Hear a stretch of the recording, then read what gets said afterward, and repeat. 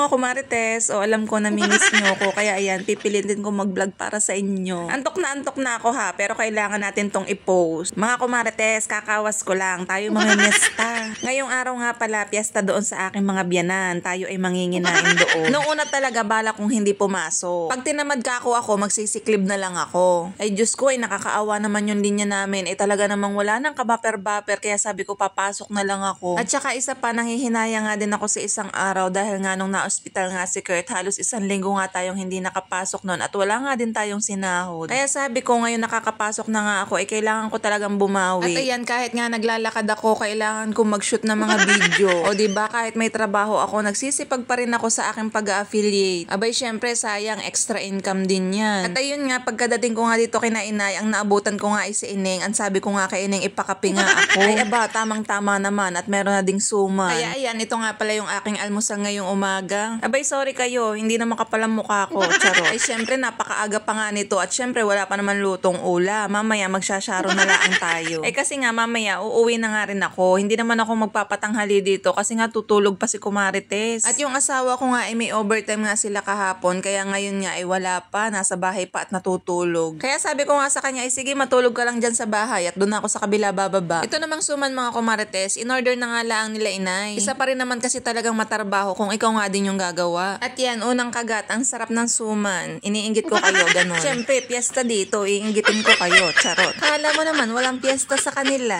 Huy! Ayan, maya-maya si Kyle nga, inilabas nga itong pang minudo. O, kita nyo, wala pang timpla yan ha. Wala pa yung overall na timpla niya, pero masarap na agad. Sabi ko nga kay Kyle, wala naman siyang niluto na hindi masarap. Lahat talaga masarap. Tapos maya-maya, dumating na nga rin yung mga tiyahin ng aking asawa at dala-dala nga itong puto. Ito pala mga Kumarites ay pamerienda ngayong umaga sa mga musiko. Tapos nag-order na nga lang din sila ng palabok na pang merienda din. Maaga pa nga lang nito, siguro mga 7 pa lang, pero mainit na agad. Tapos ayan, itong saging na pamputsero, ayan, ginawa na naming almusal. Nag-iba-iba kasi ng putahe, kaya ayun, naitsipwera yung putsero. Lumabas nga ulit ako saglit dito kasi may magandang araw. Nag-shoot nga ulit ako ng video na i-upload nga doon sa akin TikTok. Ano na, ang dami ko nang ini-upload pero wala pa rin benta. Ganun talaga, that's life. Minsan malakas, minsan mahina. Sabi nga nila, kung wala kang tiyaga, wala kang nilaga. Kapag wala kang itinanim, wala kang aanihin. Kahit pa barya-barya ang kita dito sa pag-affiliate, Diyos ko, pagka naman makabenta ka ng madami, lalaki din yan. Antok na nga ako niyan, pero nakita ko na naman dito sa view sa may loob ng sala. Kaya ayan, napabidyo na naman si Kumarites nyo. Basta lahat ng pwede kong ibenta dito sa akin TikTok, bibidyohan ko yan. Basta makabenta tayo.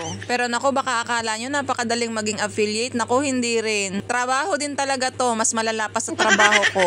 Ganun talaga. Ginusto ko yan. Di magtiyaga ka. Natapos ko nga mag-video, nag-edit lang ako ng konti at ayun, ipinost ko na nga rin sa akin TikTok account. Tapos maya-maya may dumadagungdong na nga dito sa labas. Akala ko talaga nandyan na yung musiko. Ay hindi pala, nagsusunog pala rin ng bahay. Huy, charot lang. Ay paano hindi? Nagbubuga ng apoy, kinakain pa. Aba, ay talaga namang pang performance level Ay aba, akala nyo yay libre. Hindi, may bayad dyan. Siyempre, may effort din naman sila. Kita nyo naman O, tingnan nyo. At nakain pa nga ng apoy. Buti na nga lang din sa may gilid ay may gripo. Abay, tatakpan ko nga pala yan ng emoticons. Baka tayo ma-violation. At kita nyo naman, aring bata din sa gilid.